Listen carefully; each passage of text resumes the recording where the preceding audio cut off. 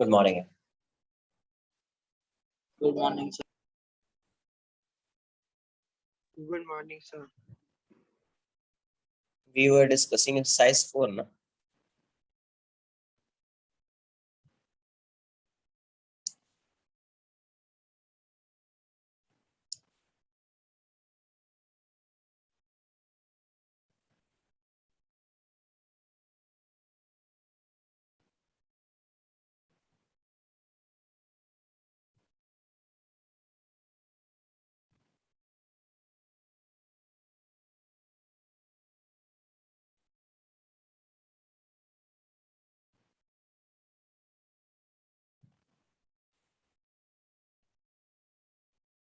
Exercise 4 के doubts जो भी एक बार बता दीजिए. Exercise 4 we have already discussed exercise 1, 2 and 3, I think, है ना?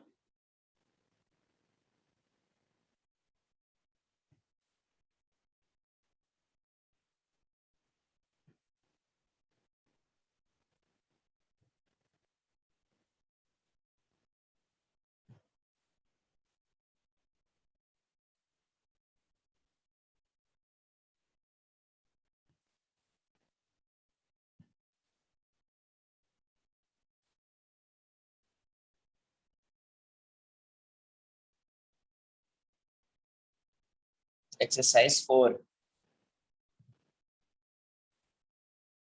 question number 7, 8, 11.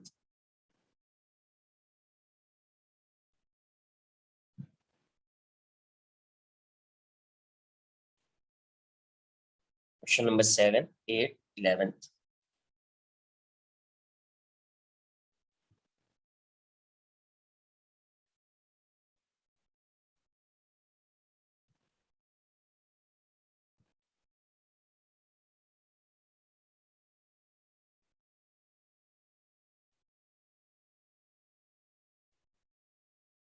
और भी है कुछ. Exercise 4, 7, 8, 11. Next.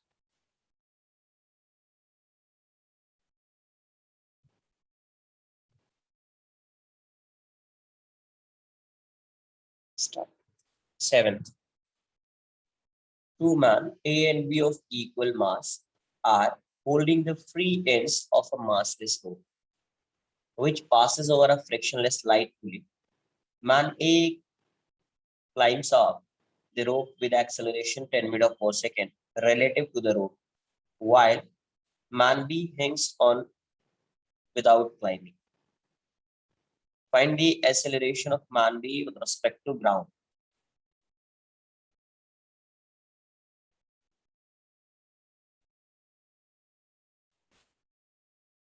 Oh. Man A,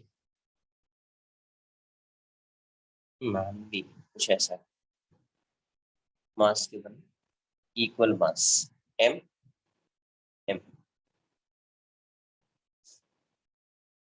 Man A climbs the rope with acceleration of man A with respect to rope is 10 meters per second square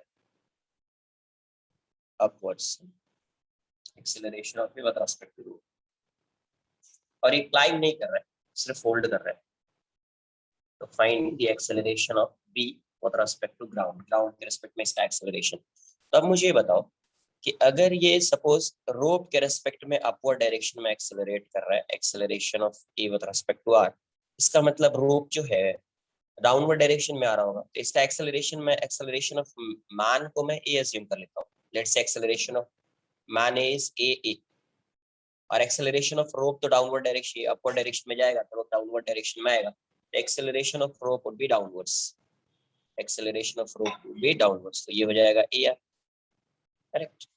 तो for man A R equals to AA minus AR.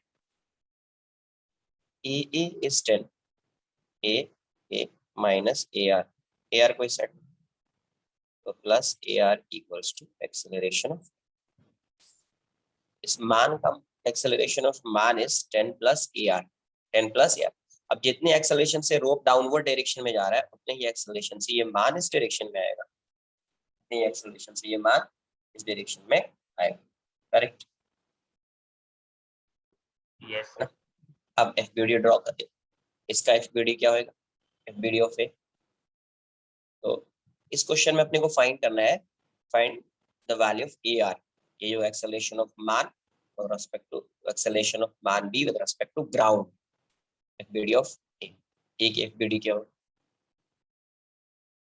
Tension mg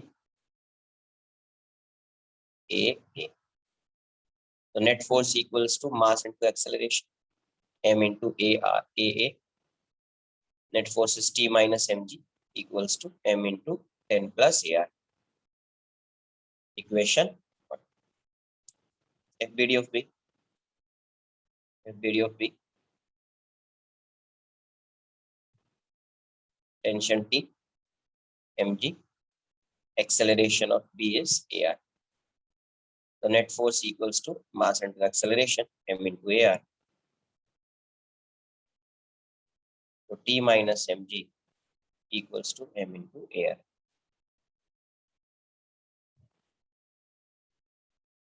ए पे mistake तो नहीं?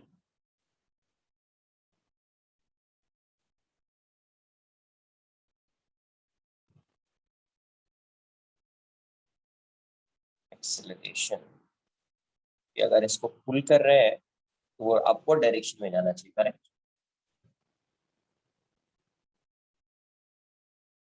But यहाँ से equation तो सही नहीं दिख रहा मुझे, यहाँ पे ये ग्रेटर हो रहा है और ये लेस हो रहा है।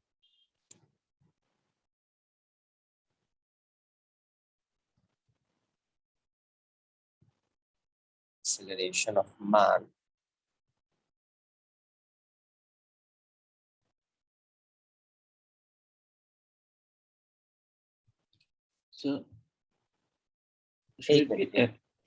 हाँ कहीं कहीं पे मिस्टेक कर दिया। यहाँ पे देखो एक्सेलरेशन ऑफ ए आर जो है वो डाउनवर्ड डायरेक्शन है ना, मैंने अज्यूम क्या कर लिया कि ये डाउनवर्ड डायरेक्शन में और ये ऑपोजिट है, तो ये वाला टर्म नेगेटिव आ जाएगा। करेक्ट? और ये दोनों ऑपोजिट डायरेक्शन में है ना, तो इसको अगर मैं पॉजिटिव लूंगा तो a r would be negative, तो माइनस ए आर आ जाएगा। तो यहाँ से 10 equals to a plus a r हो, then a equals to 10 minus क्या, 10 माइनस ऐसा। तो from 1 and 2, from 1 and 2 this equals to this, तो यहाँ से एल एच एस इक्वल है तो आर एच एस भी सेम हो जाएगा, तो m into 10 minus a r equals to m into a r, m से एम कैंसल आउट हो जाएगा, तो 10 minus a r equals to a r, तो 10 equals to 2 a r, therefore AR equals to 5 meter per second square। Answer यहाँ पे क्या किया था, acceleration of a minus AR तो होगा but AR would be negative है ना, AR here AR would be, AR is opposite to, AR is opposite to AA, इसलिए इसको नेगेटिव लेना पड़ेगा, इसलिए इसको नेगेटिव लेना पड़ेगा, तो माइनस माइनस प्लस हो जाएगा। क्लियर है? Sir, if the man would have been climbing down, then the acceleration of rope would have been upwards. हाँ अज्यूम कर सकते हैं, नहीं this one ना, because it is moving upwards, this one is A is accelerating upwards ना, तो ये accelerate upward कर रहा है तो कैसे करेगा, तो ये डाउनवर्ड डायरेक्शन में पुल कर रहा होगा ना स्ट्रिंग को। Yes, Are you sir. getting this point? है ना, it is pulling, he is pulling the string downwards, it means acceleration of a string would be downwards है ना, तो ये इस साइड जो है एक्सेलरेशन ऑफ स्ट्रिंग जो है होगी वो डाउनवर्ड डायरेक्शन में होगी, तो इस साइड एक्सेलरेशन ऑफ स्ट्रिंग जो होगी वो अपवर्ड डायरेक्शन, तो इसलिए मैंने अज्यूम कर लिया ए आर डाउनवर्ड डायरेक्शन में, किसी भी डायरेक्शन में अज्यूम करो आंसर सेम, नेगेटिव आ जाएगा ज्यादा और कुछ होगा थोड़ी, तो ए हो गया और ये ए आर है, तो अभी आप जब एक्सेलरेशन लिखोगे, acceleration of A with respect to rope, acceleration of man with respect to rope, it would be a minus ar, but ये वाला टर्म नेगेटिव होगा। क्यों negative? Because you are taking a as positive, upward direction को आप positive consider कर रहे हैं, it means A R जो होना चाहिए वो नेगेटिव होना चाहिए, इसलिए माइनस हो जाए। बाकी तो एफबीडी है, एफबीडी ड्रॉ किया, you will get the value. Correct?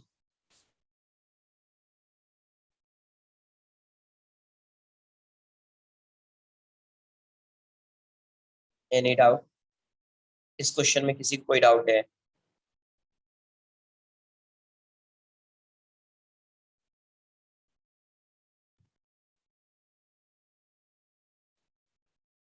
Next question number 8।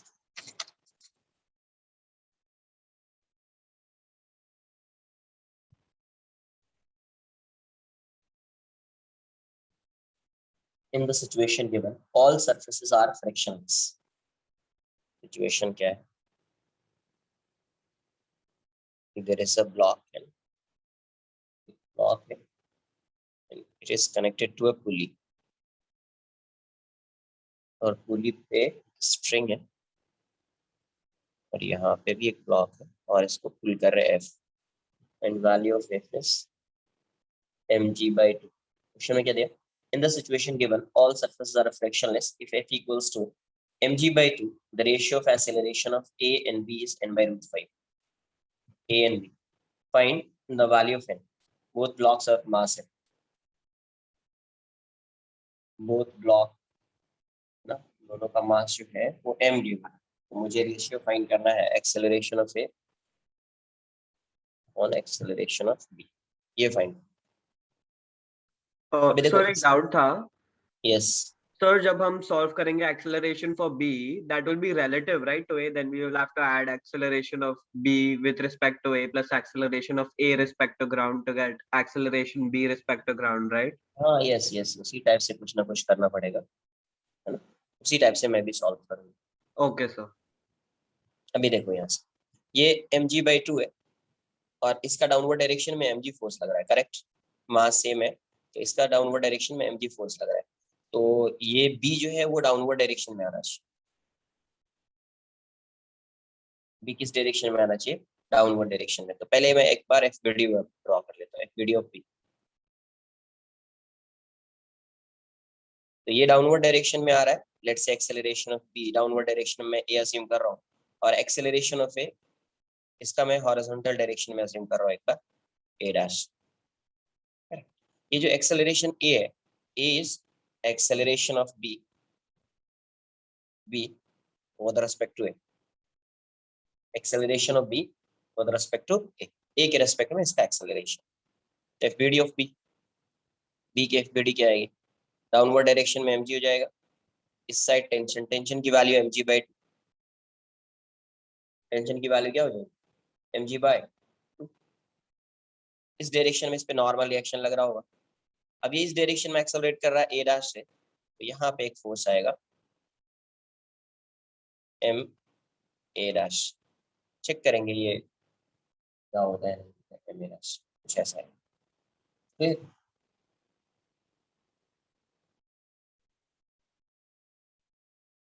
तो यहाँ से अपन क्या लिखेंगे? यहाँ से अगर आप देखो तो इस डायरेक्शन में डाउनवर्ड डायरेक्शन में इसका एक्सेलरेशन है, तो mg minus mg/2 equals to m into a. ये हो जाएगा mg/2 equals to m into A, m से कैंसल आउट हो जाएगा, therefore a equals to g/2। a की वैल्यू क्या हो जाएगी? g/, correct, a equals to g/2 हो जाएगा।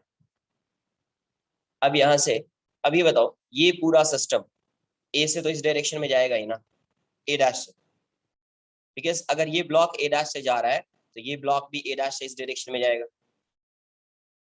Block B, yes sir. है ना? तो एक्सेलरेशन सेम है, इसका और इसका एक्सेलरेशन सेम है, तो मैं इसको डायरेक्टली लिख दूं क्या, चलेगा? इसको मैं डायरेक्टली पूरे को एक सिस्टम मान लूं, इस पूरे को मैं सिस्टम मान लूं, बिकॉज एक्सेलरेशन दोनों का सेम हॉरिजॉन्टल डायरेक्शन में, तो पूरे को मैं एक सिस्टम अज्यूम कर लेता हूँ। तो जब मैं पूरा सिस्टम अज्यूम करूंगा तो इसका मास हो जाएगा 2m, ये ऐसा ही है, इस पूरे को आप सिस्टम अज्यूम कर रहे हैं, मास एम, और इसको कितने फोर्स से पुल करें पूरे सिस्टम पे, जो नेट फोर्स होगा हॉरिजॉन्टल डायरेक्शन में, हॉरिजॉन्टल डायरेक्शन में जो नेट फोर्स आएगा एफ एक्स नेट, वो आएगा mg/2, वो क्या आएगा mg/2, इस पूरे का एक्सेलरेशन ए डैश, ये क्या हो जाएगा m plus m into a dash equals to mg/2, तो ये वाली वैल्यू हो जाएगी 2m a dash equals to mg/2, m से m कैंसिल आउट हो जाएगा, therefore a dash equals to g/4, a dash equals to g/4। अब देखो acceleration of b with respect to a, ये क्या होगा acceleration of b minus acceleration of a, तो therefore acceleration of b equals to acceleration of b with respect to a plus acceleration of a। यहाँ पे vector के form में क्यों लिख रहे हैं, because direction different, direction same होता तो मैं वेक्टर के फॉर्म में लिखता ही नहीं, डायरेक्शन डिफरेंट है इसलिए आपको वेक्टर के फॉर्म में लिखना पड़ेगा। Acceleration of b with respect to a downwards, तो माइनस g/2 j कैप, और एक्सेलरेशन ऑफ a जो है वो राइटवर्ड्स, और वो वैल्यू कितनी है, तो प्लस g/4 i कैप। तो यहाँ से एक्सेलरेशन ऑफ b क्या हो जाएगा, acceleration of b is g/4 i cap minus g/2 j cap, तो इसकी वैल्यू कितनी मॉड ए बी, तो ये हो जाएगा g/4 i कैप, तो g²/16 प्लस g²/4, तो ये वाली वाली g² प्लस 4g²/16, तो it would be √5 g/4, √5 g/4, hence acceleration of a upon acceleration of b, acceleration of a क्या है आपका, यही है ना g/4, एक्सेलरेशन ऑफ बी क्या है √5 g/4 है ना, will get cancel out, so it would B 1/√5, 1/√5, n की वैल्यू 1 हो जाएगी, n की वैल्यू क्या हो जाएगी 1। Sir, if we had to not assume it as a system, अगर individually करना था तो equation कैसा दिखता? The second equation a dash का। इंडिविजुअली करते तो सबसे पहले first you have to find this n equals to m into a dash, correct? Yes sir. Second, यहाँ पे अगर आप फाइंड करते हैं ऐसा, ये m होगा, यहाँ पे एक नॉर्मल लग रहा होगा इस डायरेक्शन में, और यहाँ पे एक टेंशन लग रहा होगा t, यहाँ पे भी टेंशन t, तो आप क्या लिखते हैं, t minus n equals to m a dash. Yes sir. तो यहाँ से t की वैल्यू हो जाती है mg/2, n is m a dash equals to m a dash, तो mg/2 equals to 2m a dash, therefore a dash equals to अच्छा, g/2। हाँ, understood sir, thank you.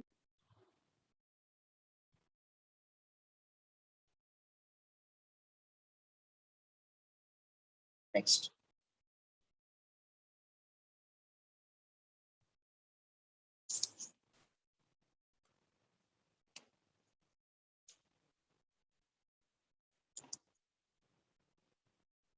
question number 11,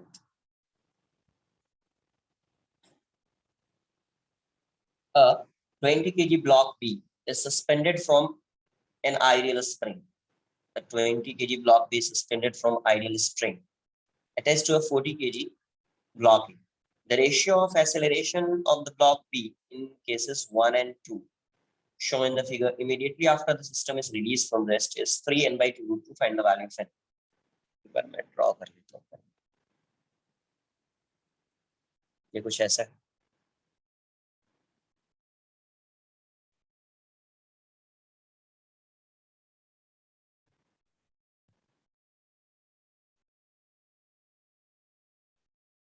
B A. Second case क्या है,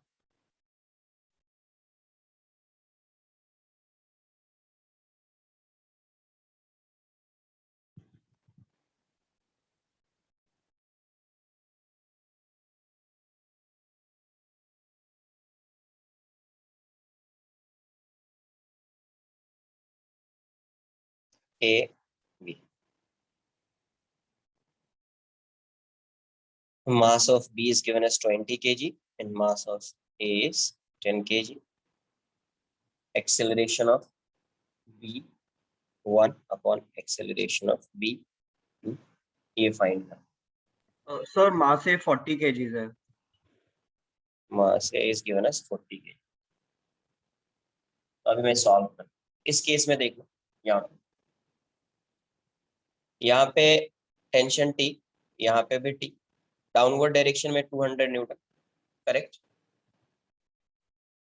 अच्छा, FBD बना दे, FBD of block B अलग से बना दे, एफबीडी ऑफ बी, बी की एफबीडी क्या हो, टेंशन टी। अच्छा मुझे ये बताओ, अगर ये सपोज इस ब्लॉक को रिलीज किया, इस पूरे सिस्टम को रिलीज किया, ये किस डायरेक्शन में जाना चाहेगा ये ब्लॉक, 20 kg है, ये डाउनवर्ड डायरेक्शन में मूव करना चाहेगा, ये डाउनवर्ड डायरेक्शन में कभी मूव कर सकता, डाउनवर्ड डायरेक्शन जब ये पूरा सिस्टम इस साइड आएगा, करेक्ट, जब ये पूरा सिस्टम इस साइड आएगा, इस साइड आएगा, तभी मूव करेगा, वरना मूव करेगा ही नहीं डाउनवर्ड डायरेक्शन में। क्यों मूव नहीं करेगा, बिकॉज लेंथ ऑफ स्ट्रिंग जो है ये चेंज होगी ही नहीं ना। अगर ये इस साइड जाएगा तो ये अपवर्ड डायरेक्शन मूव करेगा, डाउनवर्ड डायरेक्शन थोड़ी मूव करेगा। ये इस डायरेक्शन में जा रहा है तो सपोज ये यहाँ पे आ गया, तो ये वाली लेंथ स्ट्रिंग की ये आ गई, तो इस साइड की कुछ लेंथ इस साइड आ जाएगी, हॉरिजॉन्टल हो जाएगी, तो ये ब्लॉक ऊपर आ जाएगा। बट ये इस डायरेक्शन में क्यों मूव करेगा, रिलीज किया सिस्टम को, तो इस डायरेक्शन में क्यों मूव करेगा, मूव कर ही नहीं सकता है ना यार इस डायरेक्शन में, इसकी टेंडेंसी डाउनवर्ड डायरेक्शन में जाने की। तो जैसे ये डाउनवर्ड डायरेक्शन मूव करना चाहेगा तो ये वाली पुली इस साइड आएगी, इस साइड आएगी तो ये ब्लॉक इस साइड आएगा। तो इसका एक्सेलरेशन मैं ए अज्यूम कर लेता हूँ, और इसका एक्सेलरेशन ए क्या है, acceleration of b with respect to a, because ये सिस्टम अगर इस साइड जा रहा है तो उसके साथ ये ब्लॉक भी इस साइड जाएगा ही। एक्सेलरेशन क्या है, ए जो है, a is acceleration of b with respect to a, with respect to a. अब बी का मैं फ्री बॉडी डायग्राम बना देता हूँ, तो ये 20 kg, 200 न्यूटन, डाउनवर्ड डायरेक्शन में एक्सेलरेशन है, इस साइड एक नॉर्मल रिएक्शन लग रहा होगा, तो यहाँ पे एक सूडो फोर्स लगेगा 20 इंटू ए, 20 इंटू, तो ये क्या आ जाएगा, 200 minus t, 200 minus t equals to 20a, equation 1, and n equals to क्या हो जाएगा, 20a, equation 2।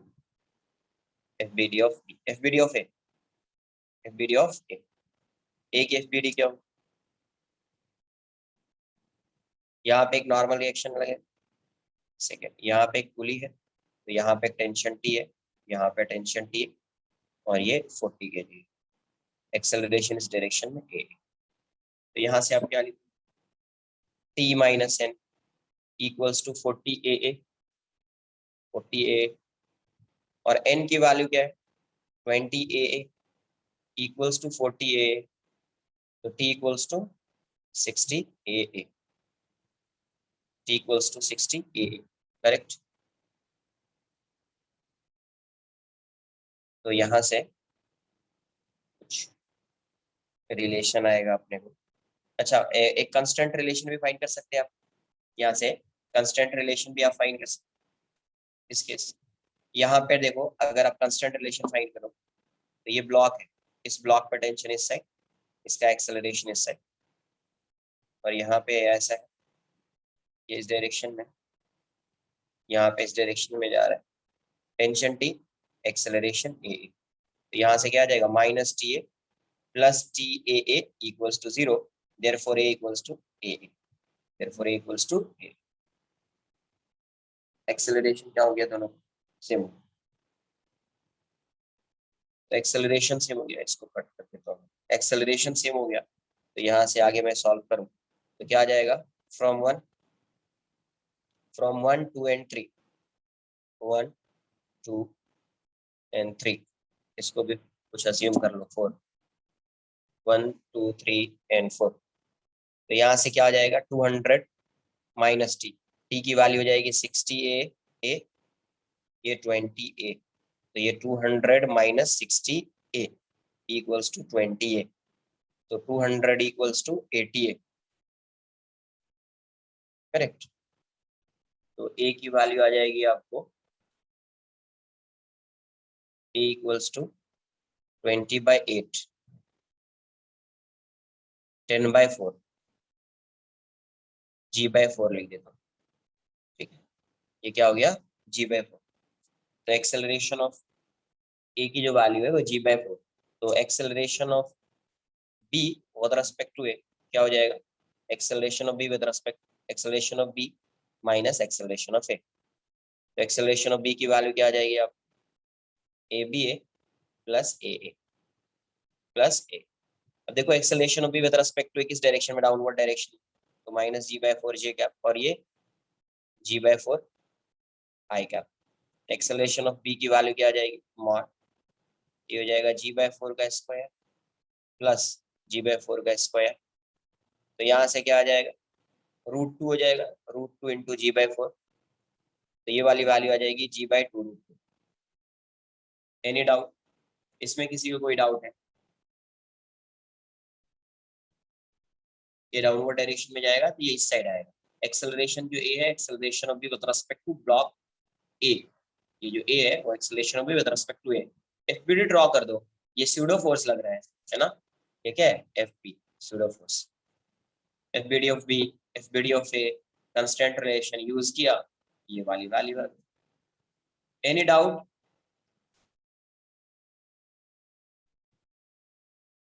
No sir. Next इसका सेकेंड पार्ट देख लेते, सेकेंड ड्रॉ करो।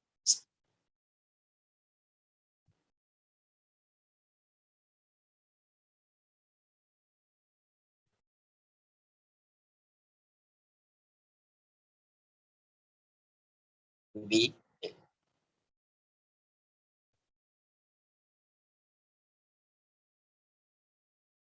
देखो इस केस में यहाँ पे टी, यहाँ पे भी टी, इस साइड 220 kg है तो 200 न्यूटन। अब इस केस में भी ये क्या होगा, इस केस में ये किस डायरेक्शन में जाना चाह रहा है, 20 kg इस डायरेक्शन में जाना चाह रहा है। तो इस डायरेक्शन में अगर ये मूव कर रहा है, मतलब ये वाली स्ट्रिंग इस साइड आएगी, कभी आएगी, जब ये पुली इस साइड जाएगा, पुली लेफ्टवर्ड डायरेक्शन में जाएगा।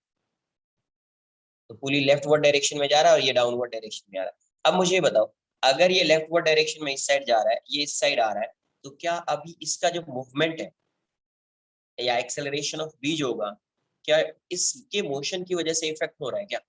ऐसा तो नहीं कि ये इस साइड जा रहा है तो कंस्ट्रेंट है ये इसके साथ मूव करने के लिए, यहाँ पे ऐसा है कुछ क्या? पहले क्या था समझ, ये यहाँ पे है और ये ब्लॉक यहाँ पे था, अभी ये ऐसा मूव कर रहा है, इस साइड मूव कर रहा है, तो ये कंस्ट्रेंट रिलेशन आ गया ना इन दोनों के बीच। बिकॉज ये अगर लेफ्टवर्ड डायरेक्शन में मूव कर रहा है तो ये मूव करेगा ही, कंपल्सरी है।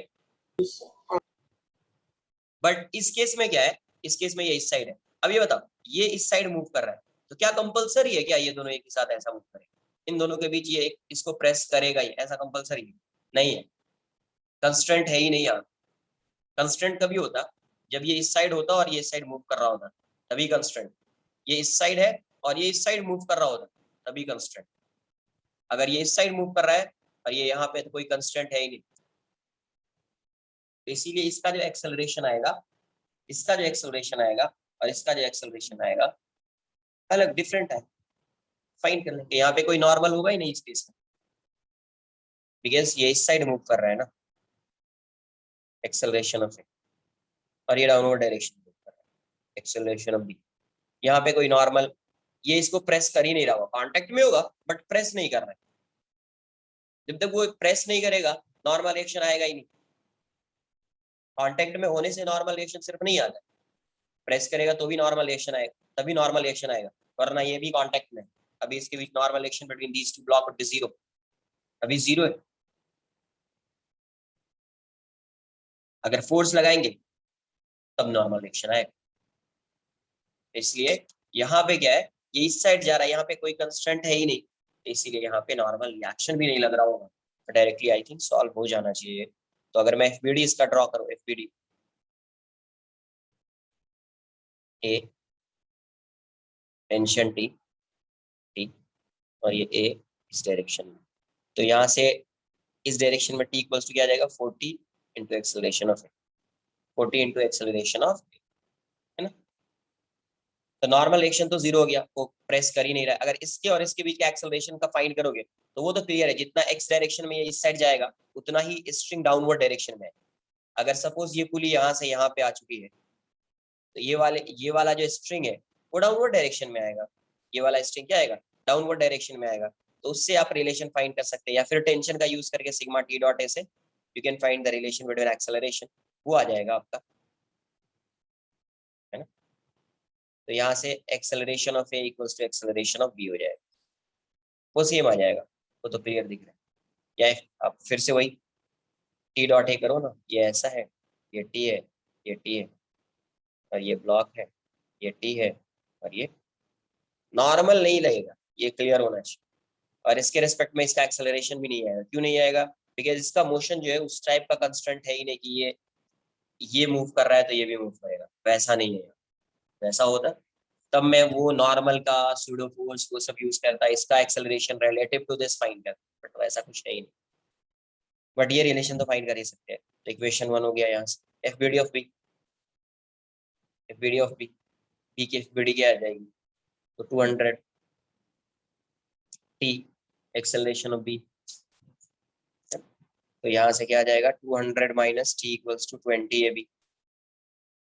टी की वैल्यू क्या है, t equals to 40 a equals to 20 b from 1, उसको साइड लेकर जाइए। 20 equals to 200 equals to 20 b b plus 40 a, है ना। अब यहाँ से इन दोनों की वैल्यू सेम, तो 200 equals to 20 a b plus 20 a b, तो 200 equals to 40 a b. A b mistake तो नहीं किया मैंने, 60 ना 48, 60 ए बी। therefore AB equals to 200 by 3, 200 by 60, तो 20 by 3, 20 by 3 मतलब 10 by 3, it would be G by 3, it would be G by 3। तो आपको फाइंड करना है acceleration of B in case 1 upon acceleration of B in case 2। तो case 1 में acceleration क्या था, G upon 2 root 2, और यहाँ पे ये वाली वैल्यू क्या है, G by 3, तो answer would be 3 by 2 root 2, 3 by 2 root 2। Clear है, वो आपको एक बार चेक करना पड़ेगा, है ना, कि नॉर्मल यहाँ पे ये एक दूसरे को प्रेस कर ही नहीं रहा है, तो नॉर्मल की वैल्यू 0 हो जाएगी, नॉर्मल भी 0, नॉर्मल वुड बी 0। क्लियर, तो ये था आपका क्वेश्चन नंबर 11। और भी कोई डाउट है?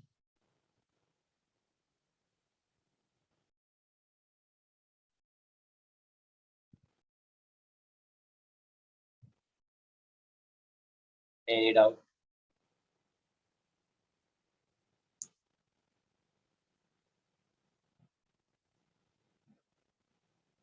एनीवन? सर मैं आपको व्हाट्सएप पे भेजूं डाउट? भेजो, सेंड करो। Okay sir.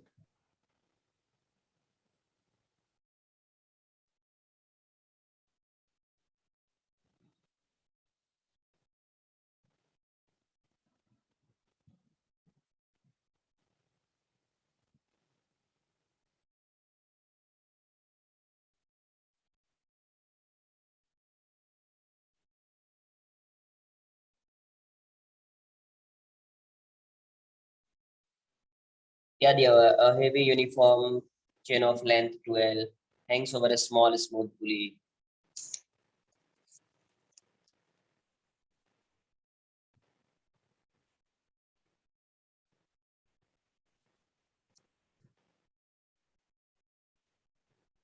क्या है क्वेश्चन यार, heavy uniform chain of length 12, heavy मतलब मास होगा उसका, ठीक है, 12 hangs over a small smooth fixed pulley। ऐसा कर दिया, चेन है, लेंथ देख लेते, ये चेन है, इसका कुछ मास, the length L plus C being at one side and L minus C at the other side, if the end of the shorter portion be held and then let go, show that the chain will slip off the pulley in time given by। एक side जो है वो L plus C length, इस side का length जो है वो L plus C, और इस साइड का जो लेंथ है वो L माइनस। तो मैं पहले अज्यूम कर, क्योंकि ये हेवी चेन है, इसका मतलब इसका मास भी होगा कुछ, है ना। तो मास की वजह से, वेट की वजह से वो क्या होगा, स्लिप होगा। वेट की वजह से वो क्या होगा, स्लिप होगा, है ना। तो यहाँ से क्या आएगा आपका, पहले मास अज्यूम कर लो। Let's say mass of this chain is m, uniform chain मान रहा है, ठीक है। तो मास जो है, mass of this chain is, mass of the chain is, Sir, एक doubt था. Yes Sir, if we want to find the mass of the individual, मतलब एक side का string और दूसरे side का string, we will do total mass upon total length into length of the string we have, right? Yes yes yes, Okay, sir. वैसे ही find करेंगे, ठीक है। तो अभी क्या करना है कि आप देखो, इस साइड लेंथ क्या है, जैसे ये मूव करेगा डाउनवर्ड डायरेक्शन में, लेंथ तो वेरिएबल हो जाएगा, है ना। L प्लस सी से इंक्रीज होता जाएगा और L माइनस से डिक्रीज होता जाएगा। तो मैं किसी भी टाइम पे, एट एनी टाइम t, मैं ऐसा अज्यूम कर, इस साइड जो लेंथ है वो L है, x लेंथ क्या अज्यूम कर रहा हूँ, x। तो इस साइड लेंथ क्या होगा, 12 minus x. 12 minus x, correct. तो अभी यहाँ पे इसका जो मास होगा वो क्या हो जाएगा, तो यूनिटरी मेथड लगाना है। तो लेंथ 12 है, तो मास m, मास क्या है m। तो लेंथ अगर 1 यूनिट होगा तो मास की वैल्यू हो जाएगी m/12। लेंथ अगर x है तो mass would be m/12 into x, correct. तो इस साइड का जो मास है, मैं इस साइड के मास को m2 अज्यूम कर लेता हूँ और इस साइड का mass m1। Therefore m2 equals to m/12 into x। तो m1 की वैल्यू क्या हो जाएगी, m1 equals to m minus m/12 into x। Clear, total mass minus this, तो ये आ जाएगा। अब देखो इस डायरेक्शन में डाउनवर्ड डायरेक्शन है, फोर्स लग रहा होगा m2g और इस साइड लग रहा होगा m1, इस साइड फोर्स लग रहा है m2g, इस साइड फोर्स लग रहा है m1g। ये पुल कर रहा होगा, तो एक्सेलरेशन क्या लिखोगे, what will be the acceleration of the system. Acceleration तो सेम ही होगा, पूरे भी चेन का एक्सेलरेशन सेम होगा। एक्सेलरेशन को आप क्या लिखोगे, supporting force minus opposing force upon total mass, upon total mass, ठीक है। तो एक्सेलरेशन की वैल्यू आपको ये आ जाएगी, acceleration equals to m2g, m2 is m/12 minus x upon m minus m/12 into x। ये हो जाएगा into g भी, into g upon total mass is m, total mass is m। तो पहले आप एक्सेलरेशन m को इस साइड लाइए, तो ma equals to mgx/12 minus mgx plus हो जाएगा mgx/12। तो ये वाली वैल्यू m कैंसिल कर दो यार, कैंसिल हो जाएगा। a इक्वल्स टू ये इस साइड आएगा तो क्या आ जाएगा, gx/l minus gx/l minus a क्या है, a is a function of x, a is a function of x। पहले a क्या है मैं वो चेक कर लेता हूँ, a क्या है, a की वैल्यू जो है यहाँ से ये आ रही है gx/l माइनस g। तो a इज g/l कॉमन ले लीजिए, तो ये हो जाएगा x माइनस gl, ये l आ जाएगा, gl l। तो acceleration is a function of x। तो पहले आप क्या करो, वेलोसिटी का फंक्शन, टाइम फाइंड करना है ना मुझे, हाँ टाइम फाइंड करना है, तो पहले वेलोसिटी का फंक्शन आप बांटना है, क्लियर। तो ये हो जाएगा a को v/dx, ये हो जाएगा g/l into x minus l। तो आप इसको क्या करोगे, v/dv इंटीग्रेट कर दिया, g/l कांस्टेंट है बाहर कर दीजिए, x minus l dx, x minus l dx। तो यहाँ से you will get the velocity, you will get velocity as a function of x। velocity किसका फंक्शन मिलेगा, x का फंक्शन मिलेगा। इनिशियल वेलोसिटी 0 है, इनिशियली ये x कितना है, मुझे x में चाहिए। इनिशियली ये x जो है वो l प्लस c है, इनिशियली ये x क्या है, l प्लस c है। फिर फाइनली कितना, फाइनली नहीं बताना बिकॉज मुझे फंक्शन चाहिए, तो मैं x अज्यूम कर, टाइम फाइंड करना है, इसीलिए मैं फाइनली नहीं, फाइनल फाइंड करूंगा ही नहीं, मैं x के टर्म्स में फाइंड करूंगा, क्योंकि मुझे टाइम चाहिए, फिर से डिफरेंशिएट करना पड़ेगा मुझे, इंटीग्रेट करना पड़ेगा। तो ये हो जाएगा v² इक्वल्स टू g/l, ये हो जाएगा x² minus x l plus x क्या है, x तो इस साइड का लेंथ है, तो इनिशियल लेंथ इस साइड का इनिशियल लेंथ क्या है l प्लस, और इस इंस्टेंट पे क्या है x। तो जब उसका लेंथ l प्लस c है देन वेलोसिटी 0 है, जब x है तो वेलोसिटी अज्यूम कर रहे हैं भी। सर यहाँ से इंटीग्रेशन क्या का है? अपर लिमिट को हम लोग 12 मान सकते हैं, क्योंकि वो स्लिप ऑफ कर जाएगा पूरी तरह। क्या इंटीग्रेशन? सर इंटीग्रेशन के अपर लिमिट को हम लोग 2l मान सकते हैं। नहीं 12 मानेंगे ना, देखो अगर ये 12 आएगा ना ये वाला पार्ट, तो you will get the value of v, but v जो होगा ना वो फंक्शन ऑफ x होगा नहीं। तो अभी अगर आपको टाइम फाइंड करना है, then how you can find the value of time? हाँ सर समझ आया। इसलिए मुझे वेरिएबल v को मुझे फंक्शन ऑफ x बनाना है, फिर मैं v को क्या लिखूंगा, dx/dt। तो from here you can find the value of t। तो v की मुझे x का फंक्शन आएगा, यहाँ से v की वैल्यू क्या हो जाएगी 2g/l, और यहाँ से क्या आ जाएगा x² minus l plus c का स्क्वायर बाई 2 माइनस l, ये हो जाएगा x minus l plus c। या तो v की value v² equals to 2g/l, LCM ले लो पहले 2, ये हो जाएगा x² minus l² minus c² minus 2lc minus lx plus l² plus lc। Correct, l² का टर्म जो है ये कैंसल आउट हो जाएगा, 2 से 2 कैंसल आउट हो जाएगा, एक 2 आएगा। करेक्ट, वेट कैंसिल नहीं होगा बिकॉज एलसीएम लिया है तो ये 2 भी आएगा। इसको ऐसे ही रखो, मैं ये l² है, कैंसिल मत करना अभी, 2lx प्लस 2 आ जाएगा तो कैंसिल होगा नहीं, 2 आ जाएगा। तो पहले v²/2g/2l, इसको भी कैंसिल मत करना, ये हो जाएगा x² minus l² minus c² minus 2lc minus 2lx minus 2l² plus 2lc। अब मैं कैंसिल कर देता हूँ इसको, ये और ये कैंसिल होगा, बाकी तो कोई कैंसिल नहीं होगा, ये प्लस। तो यहाँ से 2 से 2 गया, तो v² की वैल्यू हो गई g/l, ये हो जाएगा आपका x² minus 2lx plus l² minus c²।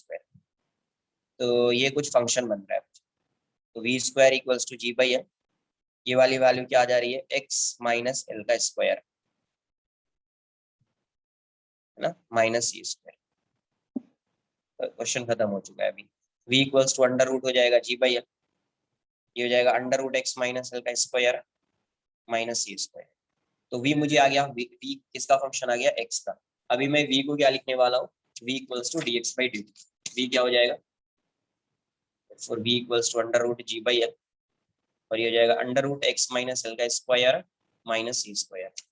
तो मुझे टाइम फाइंड करना है, तो v is dx/dt, dx/dt g/l x minus l का स्क्वायर माइनस c²। इसको इस साइड लाओ x वाले टर्म को, dx x माइनस l का square minus c² equals to under root g/l into dt। Integrate कर t इक्वल्स टू 0 पे, अब यहाँ पे x की वैल्यू क्या होगी l plus c, t equals to t पे इसकी वैल्यू क्या हो जाएगी, एक साइड कितना जाएगा 2l, है ना, ये क्या आ जाएगा 2l।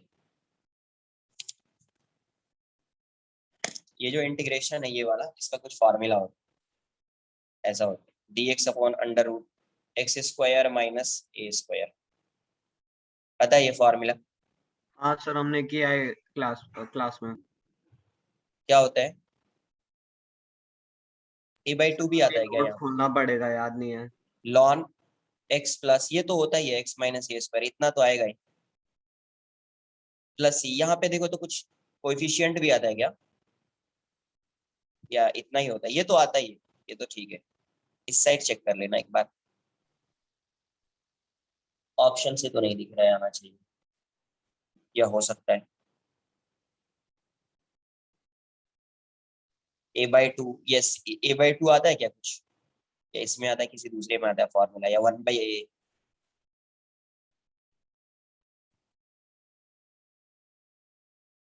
नहीं आता होगा शायद, यही है देख लो, प्लस सी करके। यहाँ से अगर आप पुट करोगे तो ये वाली वैल्यू क्या आ जाएगी, ln x की वैल्यू ये x माइनस है ना, प्लस अंडर रूट में ये पूरा आ जाएगा x माइनस l का square minus c² upon coefficient of x, तो 1 हो जाएगा, उसका कोई ये है ही नहीं। लिमिट्स पुट कर दीजिए l प्लस c, और ये 2l, ये वाली वैल्यू हो जाएगी g/l, और ये हो जाएगा t। तो जब आप लिमिट पुट करोगे तो t की वैल्यू आ जाएगी, इसको ये इस साइड आ जाएगा अंडर रूट l/g, ये आ जाएगा ln, ये हो जाएगा l plus l² minus c² bye, कुछ ऐसा आ जाएगा। जब लिमिट्स पुट करेंगे तो एक बार ये चेक कर लेना यार, ये फार्मूला सही है। ठीक है,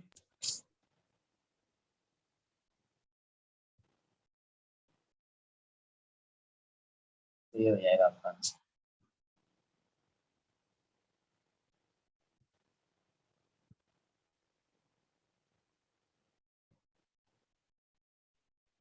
क्या है question? Find the instantaneous acceleration of 1 kg and 2 kg blocks in the pulley when the string between A and B is cut. देख लो यहाँ से, ये ऐसा है, ये एक पुली है,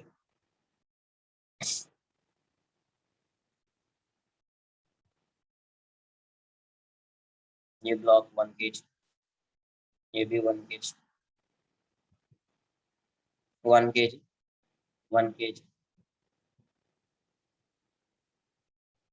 ए ए है ना, और ये 2 kg। ये है ना क्वेश्चन।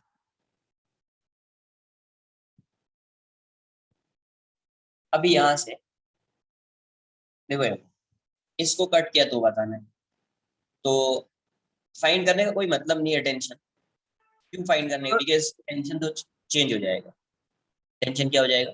चेंज हो जाएगा। तो इसको जब कट करेंगे तो एक्सेलरेशन फाइंड करना है। सर वो नहीं, वो 1 kg और स्प्रिंग या 1 स्ट्रिंग? kg की कट कर। सर क्वेश्चन में क्या बोला है sir, can you? String, string, sorry, तब तो फाइंड करना पड़ेगा। हाँ सर, ये नोट्स में क्लास में कराया था, नोट्स में था, बट व्हेन स्ट्रिंग इज एक minute, when string between A and B, okay, इसको कट किया, ए एंड बी कौन सा है फिर, इसको कट किया, करेक्ट, तब तो टेंशन फाइंड करना पड़ेगा मुझे। देखो यहाँ पे 10 न्यूटन, यहाँ पे भी 10 न्यूटन। इक्विलिब्रियम देखो ना, इस साइड 20, इस साइड 20, मूव तो नहीं कर रहा होगा, एक्सेलरेट नहीं कर रहा होगा, ये भी 10, तो यहाँ पे 20, यहाँ पे भी 20 न्यूटन, तो इस पे 40 न्यूटन आ जाएगा, करेक्ट। अभी क्या किया, इसको कट कर दिया। एक बार फिर से मैं ड्रॉ कर लेता हूँ।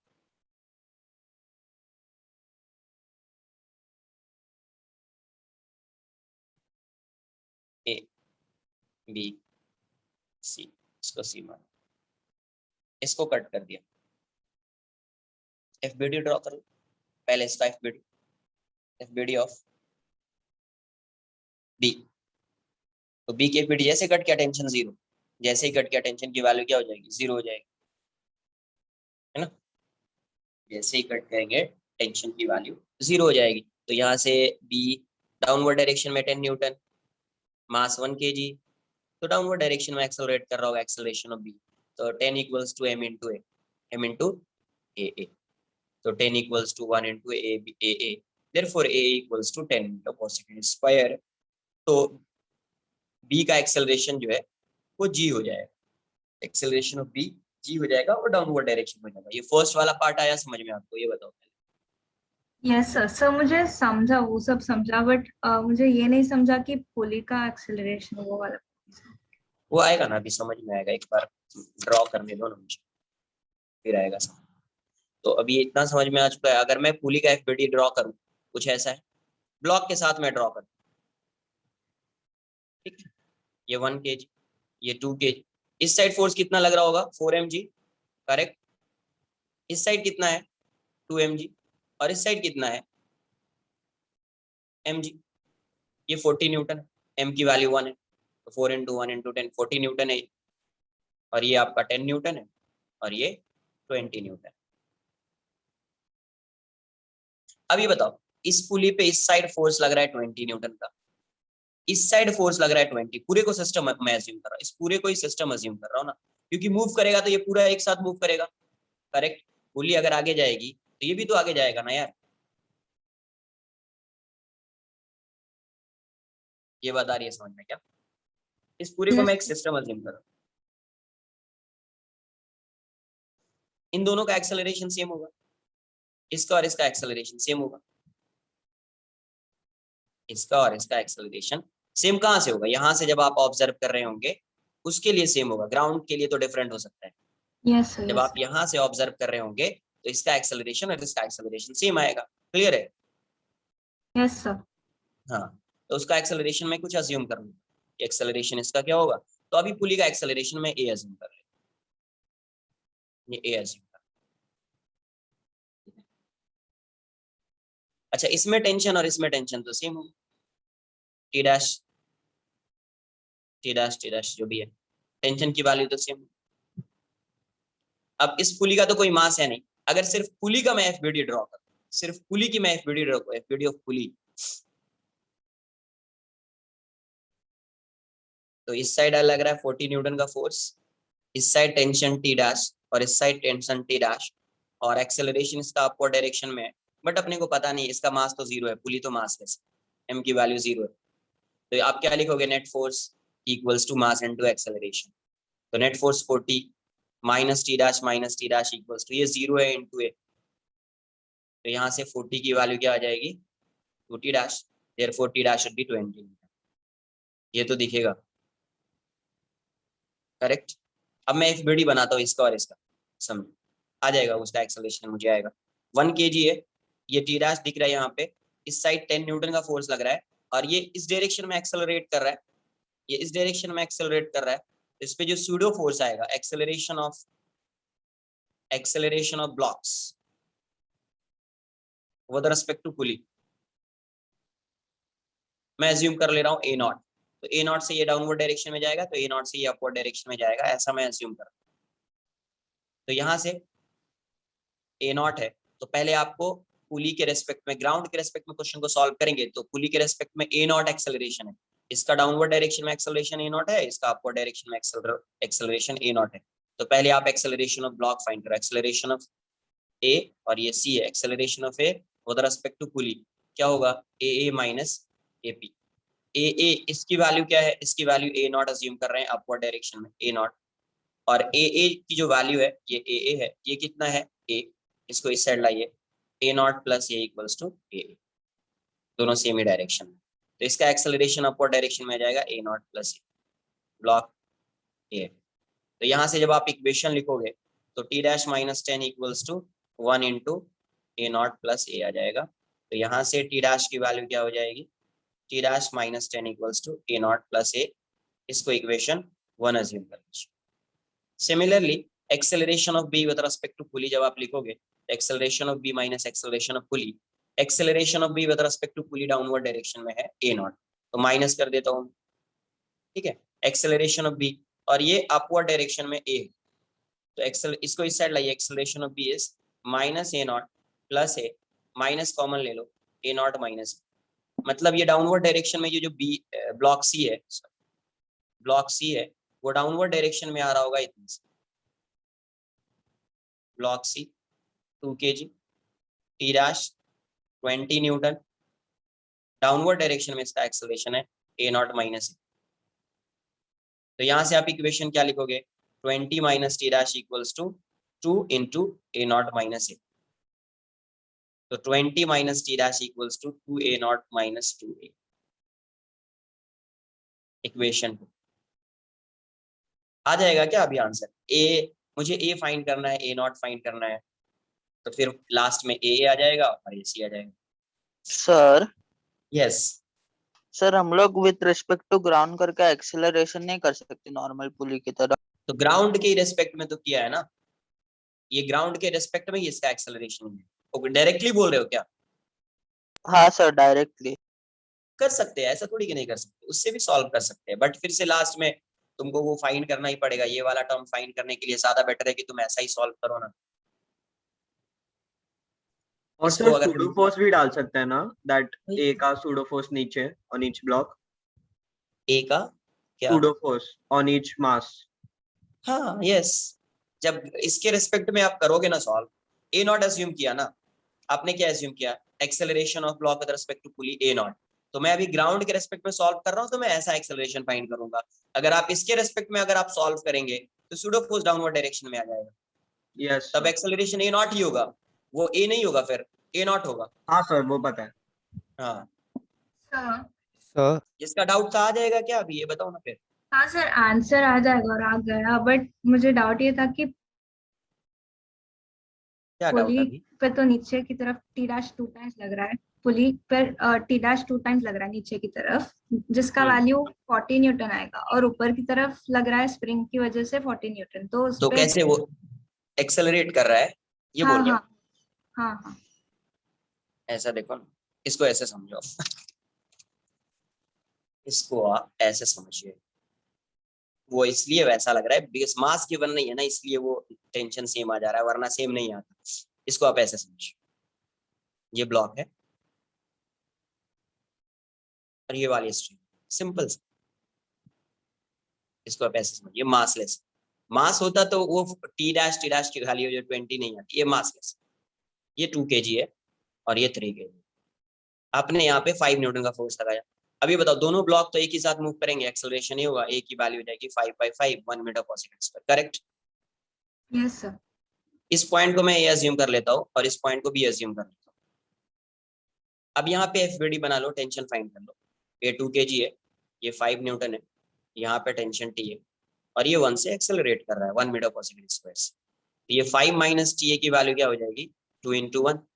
तो टी कितना हो जाएगा आपका? 3 न्यूटन। यहाँ से अगर आप टीबी फाइंड करोगे, 3 kg है, यहाँ पे टीबी हो गया, और एक्सेलरेशन इस डायरेक्शन में, तो टीबी इक्वल्स टू क्या हो जाएगा? 3 × 1, 3 न्यूटन। तो यहाँ पे टेंशन सेम है। एक बार इसका एफबीडी ड्रॉ कर लो, इतने पार्ट का, ए बी का। ये ए है और ये बी है। टेंशन इस डायरेक्शन में टी ए 3 न्यूटन, टेंशन इस डायरेक्शन में टीबी 3 न्यूटन। ये बताओ इस पे नेट फोर्स क्या है? ए और बी जो सेक्शन है, स्ट्रिंग है, उस पे नेट फोर्स की वैल्यू क्या है? 0। 0 ना। बट ये एक्सेलरेट कर रहा है क्या? Yes sir. कर रहा है ना। ये क्यों आ रहा है 0 नेट फोर्स? बिकॉज इसका मास जो है ना वो 0 है। मास अगर 0 नहीं होता ना, अगर इसका मास 0 नहीं होता ना, तो नेट फोर्स 0 आता ही नहीं, because system is accelerating with some acceleration. तो वो वहां पे वैसा क्यों आ रहा है? बिकॉज उस पुली का मास 0 है। जैसे यहाँ पे देखा ना, ये तो ये इस चीज को विजुअलाइज कर रहे हो ना, ये हाँ सर। हाँ हाँ हाँ। यहाँ पे अरे टेंशन यहाँ पे सेम हो गया, बट इसका एक्सेलरेशन तो था 1 मीटर पर सेकंड स्क्वायर। तो यहाँ पे तो कभी क्वेश्चन आया ही नहीं, डाउट आया ही नहीं कि सर इसका एक्सेलरेशन तो 1 मीटर पर सेकंड स्क्वायर है, तो इस पे और इस पे टेंशन की वैल्यू सेम कैसे आ रही है? सेम तो नहीं आनी चाहिए। सेम इसलिए आ रही है बिकॉज ये वाली स्ट्रिंग जो है ना वो मासलेस है। ये वाली स्ट्रिंग क्या है? मासलेस है, इसलिए सेम आ रहा है।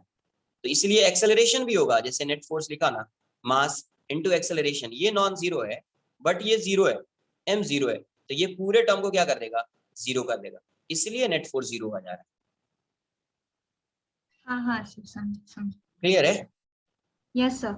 हाँ। तो कहीं पे अगर आप ऐसे डायरेक्टली पढ़ते हैं, इफ नेट फोर्स, अपन ऐसे पढ़ते हैं, if net force is 0 then acceleration would be 0, but कभी यहाँ पे कंडीशन लगा होता है when m is non zero. हाँ सर। हाँ हाँ समझ।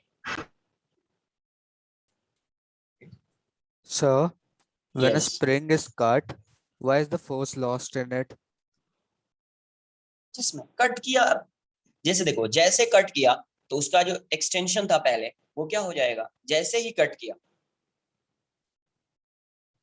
कैसे पुल करेगा ये बताओ? ऐसा या ऐसे समझ में आ जाएगा। यहाँ से ये स्ट्रिंग, आपने इसको यहाँ से कट कर दिया, कट किया तो क्या होगा? कट किया तो अब ये बताओ, ये वाला जो स्प्रिंग है इस साइड, इसको कौन पुल कर रहा है? स्प्रिंग तो मासलेस है ना, ये ऐसा होगा। इसको, इस स्प्रिंग को कोई पुल कर रहा है क्या? No, sir. तो फिर कहां से आएगा? अब देखो यहाँ से सेकेंड थिंग, अगर ये किसी ब्लॉक से कनेक्टेड है, इसको आपने कट कर दिया, तो ये ऐसा सिस्टम है, ये ऐसा है। दो केस बनाता हूँ फिर आपको आई थिंक क्लियर हो जाना चाहिए। ये ऐसा है, यहाँ पे फोर्स लगा रहे हैं, ये पॉइंट फिक्स कर दिया है। सेकेंड केस, ये ऐसा है, ये इससे कनेक्टेड है ही नहीं ये पॉइंट, ये ऐसा स्प्रिंग है, यहाँ पे फोर्स लगा रहे हैं, स्मूथ सरफेस, कोई फ्रिक्शन नहीं, कोई अपोजिंग फोर्स नहीं, कुछ नहीं। ये यहाँ पे भी स्मूथ सरफेस, कोई फ्रिक्शन नहीं, कुछ नहीं। अब ये बताओ किस केस में एक्सटेंशन होगा, इस केस में या इस केस में? First case. इसमें कोई एक्सटेंशन होगा क्या स्प्रिंग में? No, sir. सेम वही केस है यहाँ। जैसे आप कट करोगे यहाँ पे तो फोर्स लग रहा होगा mg, बट रजिस्ट कर रहा है क्या? किसी से कनेक्टेड है क्या? ये No, कनेक्टेड है ही sir. नहीं ना, तो कनेक्टेड नहीं है तो स्प्रिंग फोर्स क्या होगा? 0 होगा, Understood, sir. है ना? इसलिए स्प्रिंग फोर्स की वैल्यू उसी इंस्टेंट पे 0 है।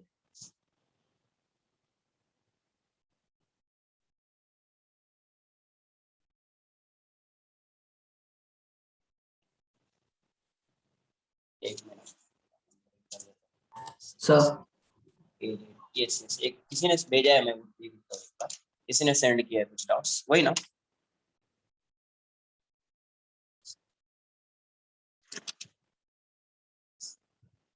देखो क्या डाउट्स है इसमें।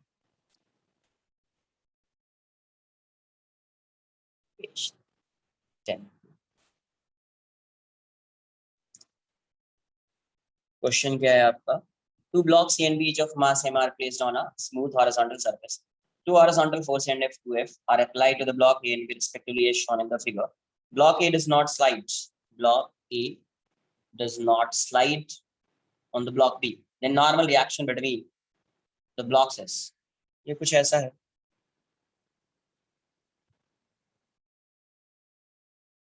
यहाँ पे फोर्स लग रहा है F और यहाँ पे फोर्स की वैल्यू 2F, करेक्ट? मास M, मास M। अब ये बताओ, ये तो क्या कर रहा है? ये ब्लॉक ए जो है, ब्लॉक बी, ऐसा नहीं कि अगर फोर्स लगा रहा है इस पे ये ब्लॉक स्लाइड कर जा रहा है, ऐसा नहीं, सॉरी, कुछ ऐसा है, ऐसा है कुछ,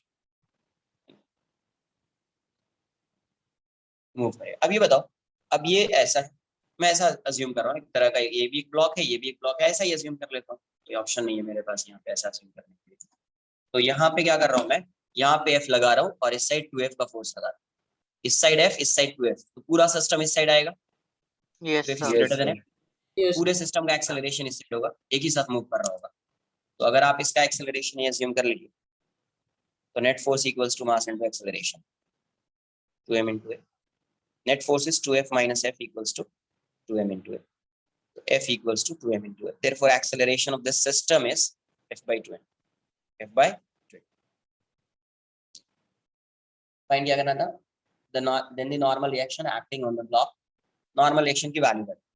FBD ड्रॉ कर लो किसी एक, यहाँ पे फोर्स लग रहा है, यहाँ पे एक फोर्स लग रहा है, नॉर्मल रिएक्शन ऐसा हो, n कुछ एंगल गिवन है 30 डिग्री,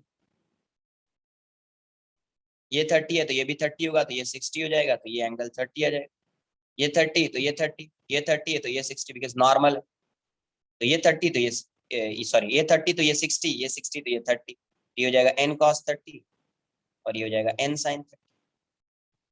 इसका एक्सेलरेशन इस डायरेक्शन में a, तो अभी आप क्या लिखोगे? Net force F net equals to mass into acceleration m into a। नेट फोर्स क्या हो जाएगा? इस डायरेक्शन में फोर्स लिखना है, तो ये पॉजिटिव ये नेगेटिव, तो n sin 30 minus F equals to m into a की वैल्यू क्या है? F by 2, n by 2 minus F equals to F by 2, तो n by 2 equals to F plus F by 2, तो n by 2 equals to 3F by 2, 2 से 2 cancel out हो जाएगा, है ना? Therefore normal reaction would be 3F। Sir पर यहाँ पर दे रखा था कि ब्लॉक स्लाइड नहीं कर रहा उस पे, तो सर F का कंपोनेंट नहीं लेंगे सरफेस पे, मतलब F F cos का 30 कंपोनेंट, करके। F का कंपोनेंट क्यों लेंगे सर क्योंकि F का स्लाइड नहीं कर कंपोनेंट? रहा ना वो। स्लाइड करने की टेंडेंसी है क्या इसकी?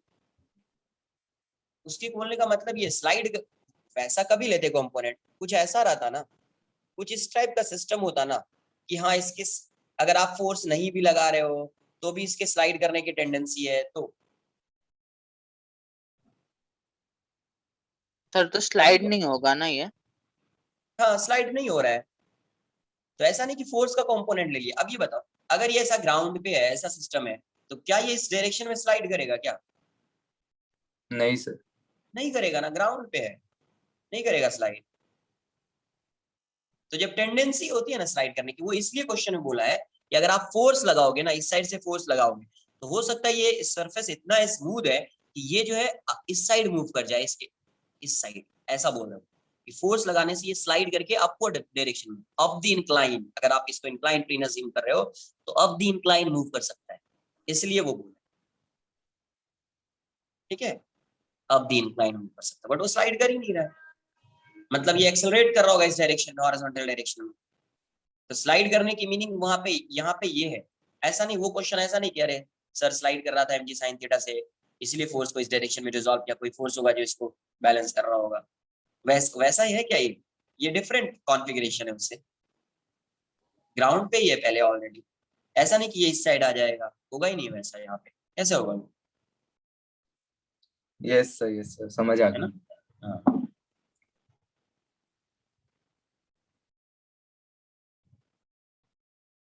A simple pendulum is being used to determine the value of a gravitational acceleration g at a certain place. ये पढ़ा क्या, error and measurement?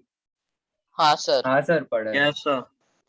तो error and measurement में ये तो आंसर आएगा। सर वरना एरर नहीं। बाकी है अभी तक शायद, नहीं नहीं नहीं, पढ़ा है। हाँ, गया एरर है। अगर पढ़ लिया होगा तो आंसर आएगा, वरना तो नहीं आएगा। सर इसमें बस मेरे को लीस्ट काउंट नहीं पता चल रही थी सर, इसमें क्वेश्चन में दे भी नहीं रखी है। लेंथ क्या गिवन है, इसका लीस्ट काउंट फाइंड करना है अपने को, जी फाइंड करना है ना। देखो एक्यूरेसी, हाँ जी फाइंड करना है, तो जी के लिए जब आप टाइम पीरियड फाइंड करोगे तो टी की वैल्यू होगी ना 2 π√L/g।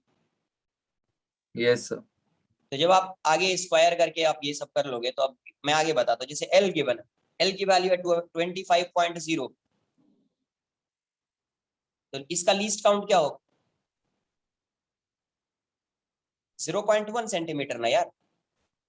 अगर किसी इंस्ट्रूमेंट से मेजर कर रहे हैं, वो रीडिंग कुछ ऐसा दे रहा है 25.0, मतलब डेसिमल के 1 डिजिट तक मेजर कर सकते हैं ना उससे।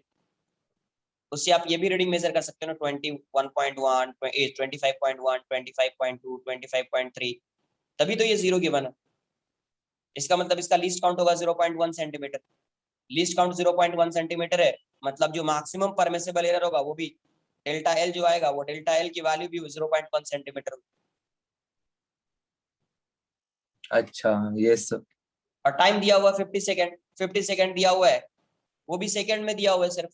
इसका मतलब मिनिमम कितना मेजर कर सकते हैं, 1 सेकेंड। तो डेल्टा टी की वैल्यू 1 हो जाएगी। आई थिंक अब आ जाएगा। हाँ सर अब आ जाएगा। तो नेक्स्ट क्वेश्चन में भी सर शायद ऐसा ही होगा नेक्स्ट जो क्वेश्चन, 70। नेक्स्ट क्वेश्चन तो सिंपल, हाँ वैसे ही सॉल्व करना है, हाँ वैसे सर ही वो सॉल्व। जैसे 1.25 into 10⁻² है तो 0.01 into 10⁻², करेक्ट। वैसे ही सॉल्व करना है। क्या होता है कि जिस क्वेश्चन में आपको लिस्ट काउंट गिवन नहीं है, तो जो रीडिंग गिवन है, लेंथ है, कुछ भी है, जो फाइंड करना है आपको, वो जो रीडिंग गिवन है उसको देखिए, उससे आप लिस्ट काउंट को फाइंड कीजिए, और वही क्या हो जाएगा, मैक्सिमम परमिसिबल एरर हो जाएगा। वही क्या हो जाएगा, maximum permissible error. Yes sir. Sir और ये 25th क्वेश्चन भी है सर एंड का आखिरी। current voltage relation of a diode is given by I equals to e raised to my 10 e raised to 1000 v by t minus 1, where the applied voltage V is in volts and temperature T is taken in degree Kelvin. If a student makes an error of this while measuring the current of 5 milliampere at 300, what will be the error in the value of current?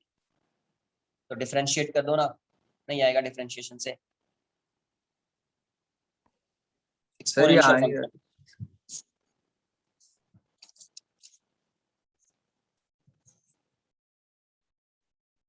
Exponential function है, नहीं आएगा क्या उससे, e raised to 1000 v by t minus 1।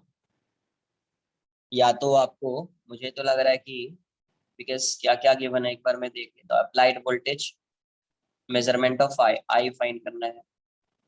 Voltage में given है, if a student इतना while measuring the current of 5 ampere at इतना, मतलब V में एरर दिखा रहा है, V में एरर शो कर रहा है।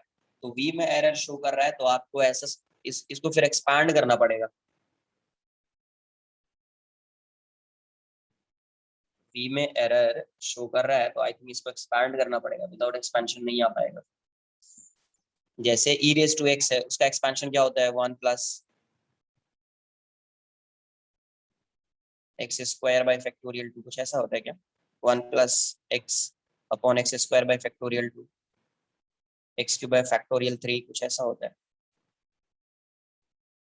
e raised to x का एक्सपेंशन। हाँ आई थिंक यही होता है।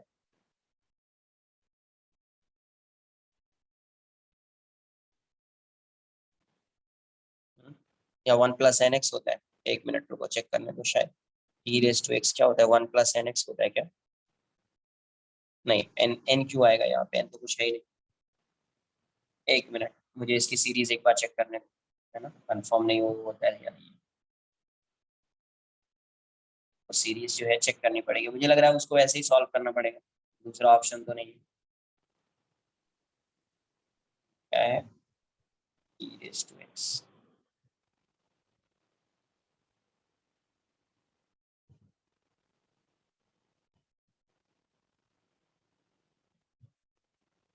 एक्सपेंशन एक बार देखो ना क्या आ रहा है। एक्सपेंशन सही लिखा था क्या मैंने? 1 + s। सर ये वाला क्वेश्चन क्लास में हुआ है, उसका आपको एक बार सोल्यूशन भेजूं, वो बिना एक्सपेंशन के कराया था सर ने, एक बार आप वो समझा सकते हो? विदाउट एक्सपेंशन के डिफरेंशिएट करना पड़ेगा, दूसरा ऑप्शन तो नहीं दिख रहा है मुझे,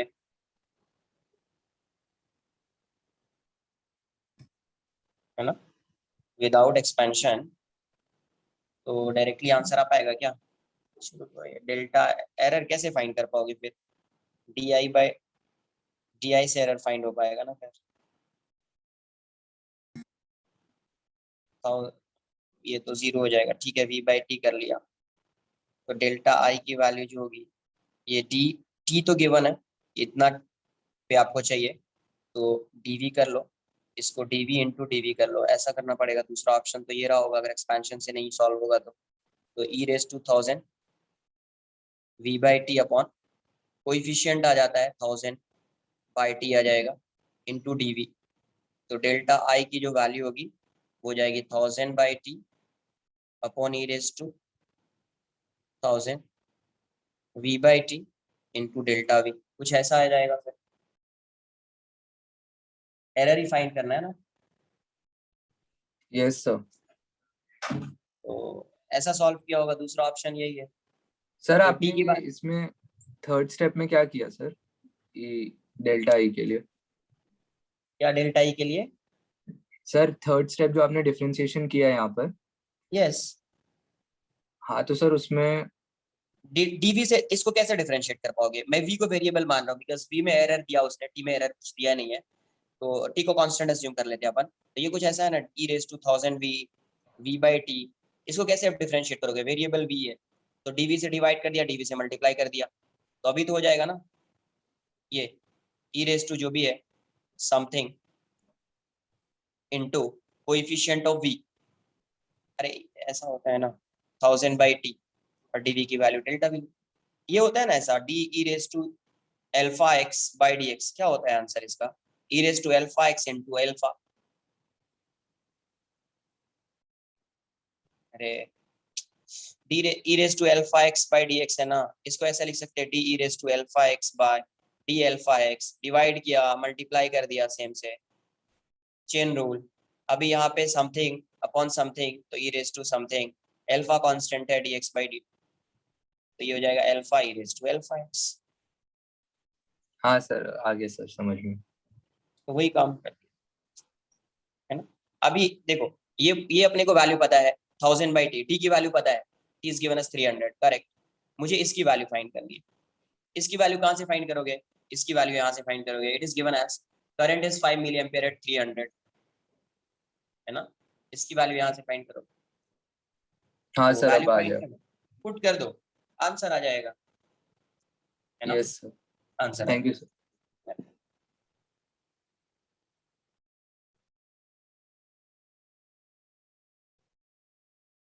इसका डाउट है?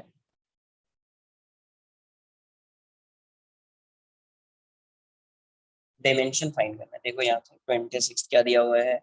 When a wave traverses a medium, the displacement of particle located at x at time t is given as y equals to a sin bt minus cx। तो ये बताओ साइन कैसा फंक्शन होता है? साइन डायमेंशनलेस होता है ना, ये डायमेंशनलेस bt minus cx, इसका डायमेंशन 1, इसका मतलब dimension of y equals to dimension of a, dimension of y equals to dimension of, ये फाइंड नहीं करना मुझे, डायमेंशन ऑफ b फाइंड करना है। अब ये इस जो एंगल होता है वो भी क्या होता है? डायमेंशनलेस। ये एंगल जो है वो भी क्या होता है? डायमेंशनलेस। तो bt माइनस सी एक्स जो है ये होता है डायमेंशनलेस 1। ये डायमेंशनलेस है, इसका मतलब ये भी डायमेंशनलेस, ये भी डायमेंशनलेस। अरे दोनों का डायमेंशनलेस होगा तभी तो आप ऐड और सब्ट्रैक्ट कभी करते हो, जब दोनों का डायमेंशन सेम होता है, और इस पूरे का डायमेंशन क्या? डायमेंशनलेस है, तो ये भी डायमेंशनलेस, ये भी डायमेंशनलेस।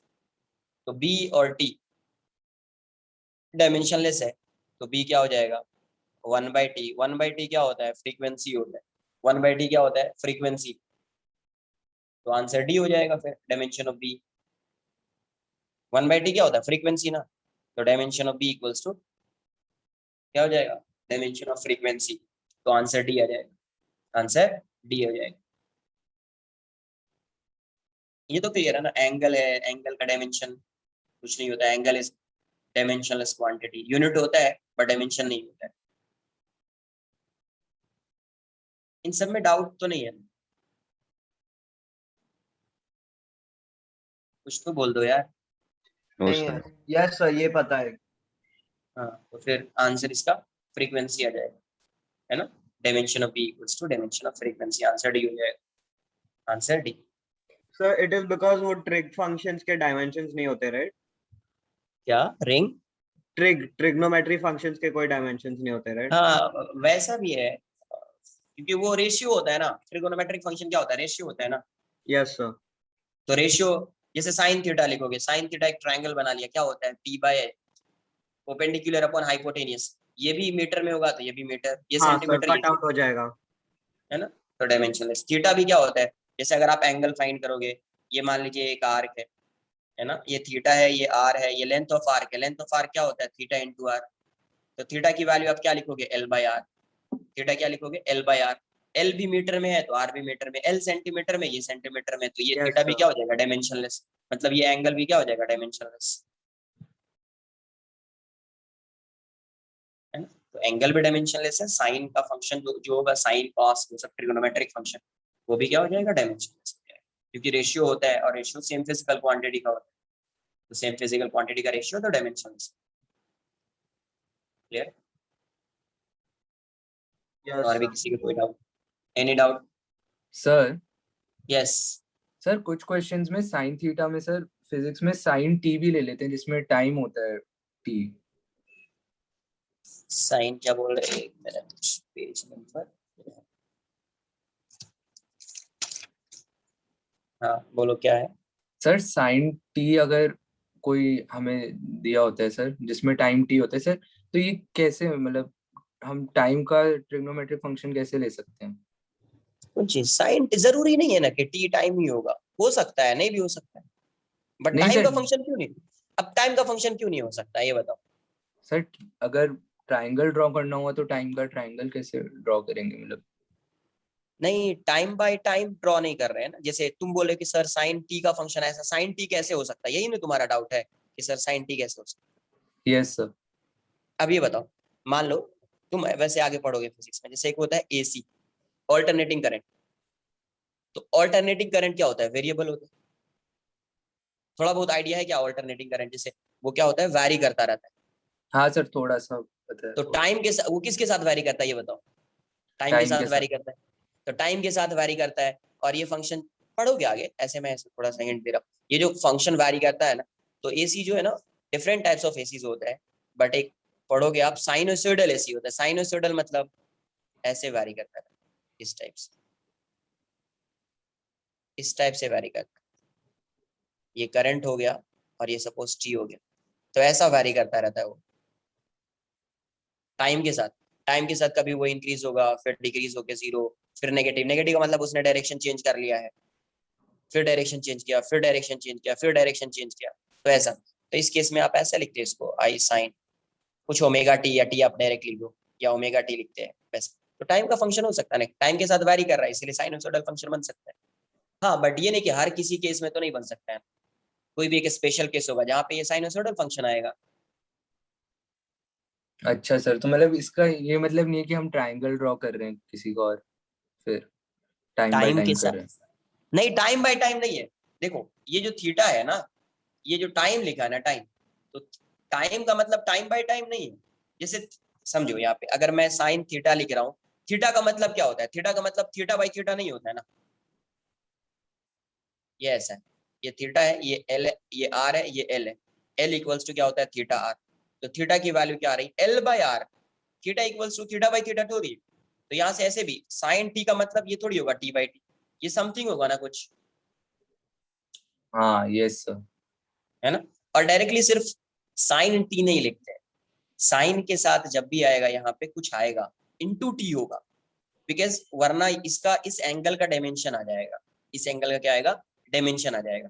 अगर कुछ भी नहीं है ना, इसका मतलब ये 1 into t है, और ये जो 1 है ना, ये ओमेगा होता है, ओमेगा एंगुलर फ्रीक्वेंसी बोलते हैं, ये ओमेगा की वैल्यू 1 है, इसकी यूनिट होती है रेडियन पर सेकंड, मतलब पर सेकंड वाला होगा कोई फिजिकल क्वांटिटी यहाँ पे, तो ये पर सेकंड वाली फिजिकल क्वांटिटी है और ये सेकंड वाली फिजिकल क्वांटिटी है, तो हमेशा कैंसल आउट हो जाएगा। Okay sir. Yes, sine T भी लिखा है, इसका मतलब ये 1 से इसको मल्टीप्लाई किया, और 1 का जो डायमेंशन होगा, ये जो फिजिकल क्वांटिटी जिसकी वैल्यू 1 है, उसका यूनिट जो होगा 1/सेकंड में होगा,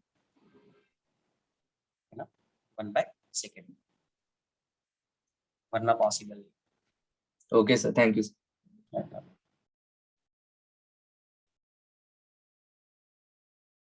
क्या है क्वेश्चन तुम्हारा? 1400 kg jet engine is fastened to the fuselage of a passenger jet by just 3 bolts. Assume that each bolt supports 1/3 of the load. Calculate the force on the bolt edge. अभी तो ये तुमसे अभी नहीं हो पाएगा, अभी नहीं हो पाएगा, थोड़ा थोड़ा कुछ कुछ सॉल्व करो फिर आएगा। कुछ टॉर्क वॉर्क भी लग सकता है क्या इसमें? बिकॉज क्वेश्चन में पूछा गया find calculate the force on each bolt, तो हो सकता है कि टॉर्क की वैल्यू भी आ जाए शायद, 3 वोल्ट से है, तो वो शायद लग सकता है।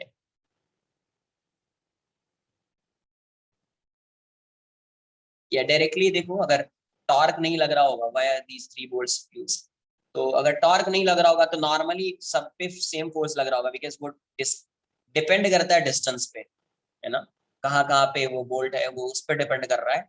वरना आप अगर टॉर्क इक्वल डिस्टेंस पे होगा और वैसा होगा कि 120 डिग्री का एंगल बना रहा हो, वैसा होगा कि 120 डिग्री का कुछ ऐसा एंगल कि एक दूसरे को कैंसिल कर दे टॉर्क, तो आप डायरेक्टली F=3 नॉर्मल लगा सकते हैं या रिएक्शन फोर्स,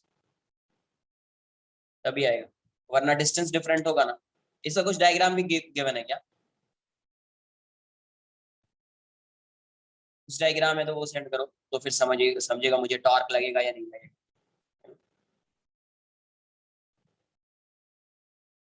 वरना इस क्वेश्चन को अभी सॉल्व नहीं कर पाओगे, टॉर्क आ जाएगा इसमें।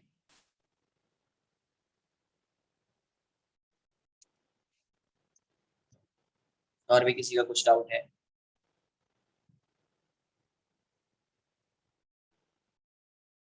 तो एक लॉज ऑफ मोशन तुम्हारा कंप्लीट हो चुका है, इसका मतलब मैंने HCV डिस्कस कर दिया है, बुकलेट डिस्कस कर दिया है, फ्रिक्शन का डिस्कशन हो चुका है क्या, फ्रिक्शन वाले पार्ट का?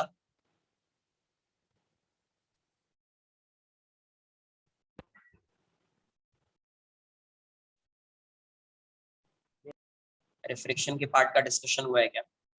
नहीं सर, वो असाइनमेंट कल ही मिला था, तो सर ने सैटरडे तक का टाइम दिया है उसको खत्म करने के लिए। ठीक है, एक बार होने के बाद मैं उसको भी डिस्कस, तो कुछ भी डाउट है तो पूछ लीजिए, नहीं तो फिर लेक्चर को एंड करते हैं यहाँ पे, नेक्स्ट लेक्चर में मिलते हैं अपन फ्रिक्शन के साथ, ठीक है, चलो bye bye, take care. Bye, sir. Thank you. Hi, sir. Thank you, sir. Sir, yes, I was having a doubt. Now, generally, in some cases, like if we want to, if when there are two bodies in contact, so every time we will assume that the velocity of the body which is given and the one with the contact will also be the same of that. नहीं देखो क्या होना चाहिए कि contact कभी distribute होगा, उसके लिए एक चीज इंपॉर्टेंट है, वो चीज समझना होगा। जैसे 2 बॉडीज आर इन कांटेक्ट, ये ऐसा कांटेक्ट कभी कभी जो है वो ट्रांसफर होगा, पास होगा, है ना, या डिस्ट्रीब्यूट होगा, वो डिपेंड करता है अप्लाइड फोर्स पे। किस पे डिपेंड करेगा? Light force. अप्लाइड फोर्स, मैं वही बता रहा था ना, जैसे ऐसा कांटेक्ट, तो अभी कुछ ट्रांसफर होगा क्या? नथिंग, कुछ होगा ही नहीं ना। No, sir. कभी ट्रांसफर होगा जब वो एक दूसरे को प्रेस कर रहा होगा, सिर्फ इतना जान, कभी ट्रांसफर होगा जब वो एक दूसरे को प्रेस कर रहा होगा। और कभी भी ट्रांसफर जैसे ऐसा नहीं कि जैसे सपोज मैं यहाँ पे एक फोर्स अप्लाई कर रहा हूँ, लेट्स से F, तो ऐसा नहीं कि अगर मैं फोर्स अप्लाई कर रहा हूँ तो ये फोर्स इस पे ट्रांसफर हो जाएगा ना, वो Yes. सिर्फ क्या करेगा, इस फोर्स की वजह से, जैसे क्या होता है फोर्स का, इस फोर्स का कुछ कॉन्सिक्वेंस है, कॉन्सिक्वेंसेस, है ना। Yes, तो sir. क्या हो जाएगा, इसकी वजह से ये बॉडी पूरा सिस्टम एक्सेलरेट कर रहा है, एक्सेलरेट कर रहा है मतलब ये ब्लॉक इसको प्रेस कर रहा है, तो इसके कॉन्सिक्वेंसेस यही हो गए कि अभी इसका एक्सेलरेशन आ गया और एक्सेलरेशन की वजह से ये ब्लॉक इसको प्रेस कर रहा है, इसका मतलब यहाँ पे कुछ तो ट्रांसफर हुआ होगा और उसी को बोलेंगे नॉर्मल रिएक्शन। ऐसा नहीं कि ये फोर्स इस पे ट्रांसफर हो चुका है ना, इस फोर्स की वजह से क्या कर रहा है, block A presses the block B, है ना, दैट्स व्हाई ये acceleration, that's why normal reaction is acting on block B, है ना, ड्यू टू ब्लॉक ए, इसलिए बी पे नॉर्मल रिएक्शन एक्ट करना स्टार्ट कर रहा है बिकॉज ये फोर्स एक्ट कर रहा है, तो हर कुछ ट्रांसफर नहीं हो, Okay. So, Yeah. so today है we ना, वो depend Yes. All the sum know when there is a large block and one small block attached to it. So when the large block is actually moving with some acceleration, since that small block is in contact, so the acceleration of that also will take is yes, if they are moving with, if they are in contact, yeah, they remain in contact throughout the motion, ये चीज important, they remain in contact throughout the motion, then in that case acceleration of both block are the same irrespective of their masses. yes, sir. yes, ये मान लो 100 kg और ये contact में है, ऐसा suppose ये 1 kg पे, आप फोर्स लगा रहे हो इस डायरेक्शन, या आप फोर्स इस डायरेक्शन में लगा रहे हो, क्लियर, आप इस डायरेक्शन में फोर्स लगा रहे हैं या आप इस डायरेक्शन में फोर्स लगा रहे हैं, तो आप ये क्या करेगा, सेम एक्सेलरेशन से मूव करेगा irrespective of their masses, Yes, sir. है ना, बिकॉज़ जब भी आप एक्सेलरेशन लिखते हो ना, फोर्स अपॉन मास हो जाता है, तो वो टर्म अपने आप खुद से कैंसल आउट हो जाता है, आपको ये मास वाला जो टर्म होगा ना वो कैंसल आउट हो जाता है, तो एक्सेलरेशन सेम ही आएगा, Yes, sir. ठीक है, तो मास पे डिपेंड नहीं करता उस केसेस, Okay, sir. बट ये है, ये इंपॉर्टेंट है कि ये हमेशा किस में होना चाहिए, कांटेक्ट में होना चाहिए, Yes, sir. अगर कांटेक्ट इसका ब्रेक हो जाएगा तो acceleration would be different, acceleration would be different, clear. Yes, sir. Sir, Yes, if a mass is hanging from a pulley and someone is pulling the other end of the rope, yes, and the question states that the mass is moving with constant velocity, then we take that the net force is equal to 0, right? correct. So, but if the net force is equal to 0, then the object shouldn't be moving. नहीं वैसे है ना, net force 0 doesn't mean ना कि particle is not moving, इसको ऐसे समझो, इसको आप ऐसे समझ लीजिए, अगर ये ऐसा है, ये ऐसा,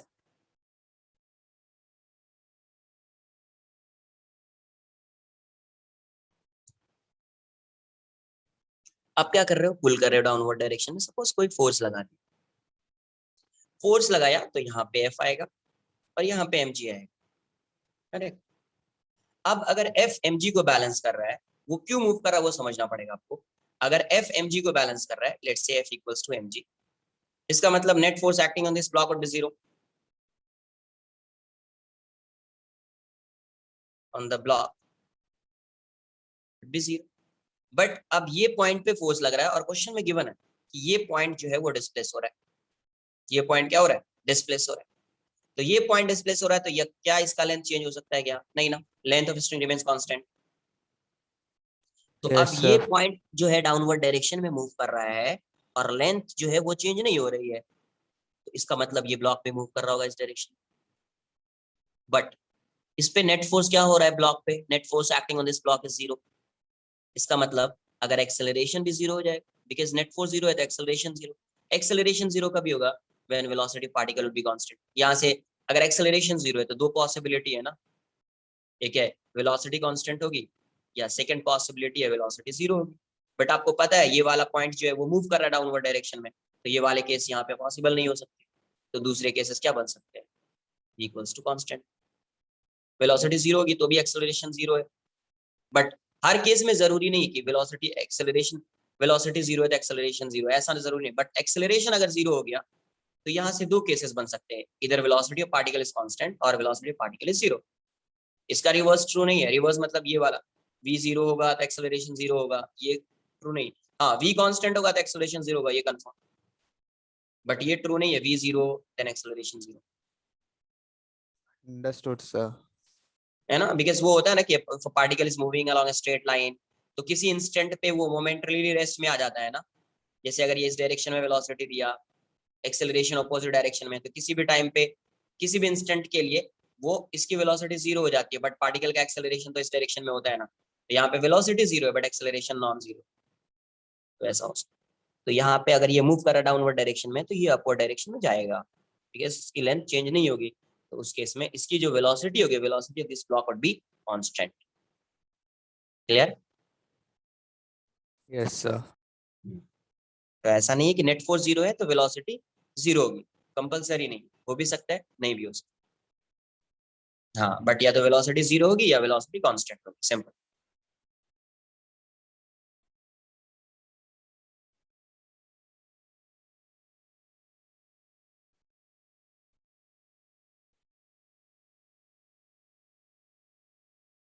और भी किसी का कोई डाउट्स है? नहीं है तो एंड करते हैं।